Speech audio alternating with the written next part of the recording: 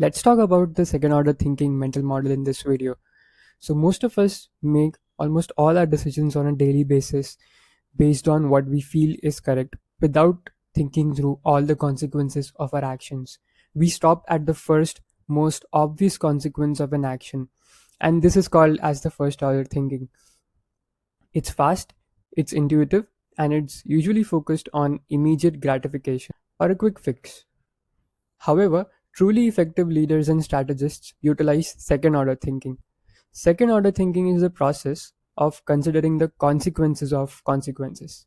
It requires you to move past the initial splash and look at the ripples.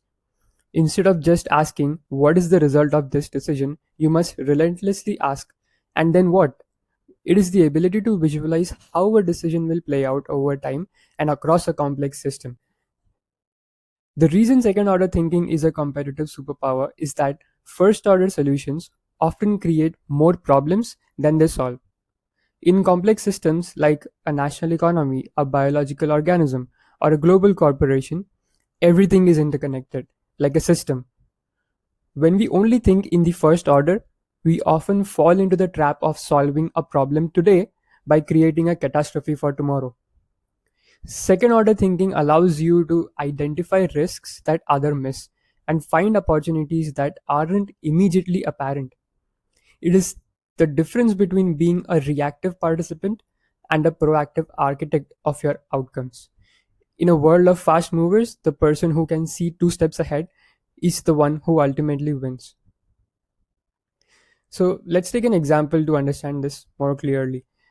Imagine a pharmaceutical company is deciding whether to set a high premium price for a breakthrough orphan drug. Now, on thinking on lines of first order thinking, we might think that a high price will maximize our immediate ROI and recoup the R&D costs quickly. However, if you ask the question, what happens then?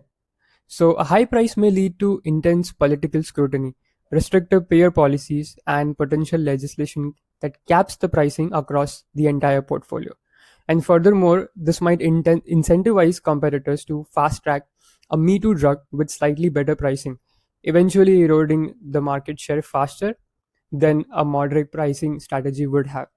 So, by using the second order approach, the company might choose a more sustainable pricing model that ensures long term market dominance and avoids a regulatory backlash. Let's take another example if you're a student or an early career professional. And this is about a classic case about choosing your first job. So, whenever we get an offer or a couple of offers, we might think that I'll take job A because it offers me, let's say, 20% higher starting salary right now. However, if you think through the consequences and scrutinize both the offers properly, you might observe that job A is in a sunset technology sector with limited growth.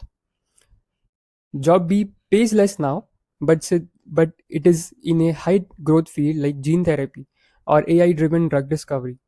So choosing job B means that you will develop a rare, high demand skill set, and in 5 years, your market value will be triple than what it would have been at a job A, and you will have a significantly more career leverage. So the first order thinking is what everyone else is doing. It's the path of least resistance.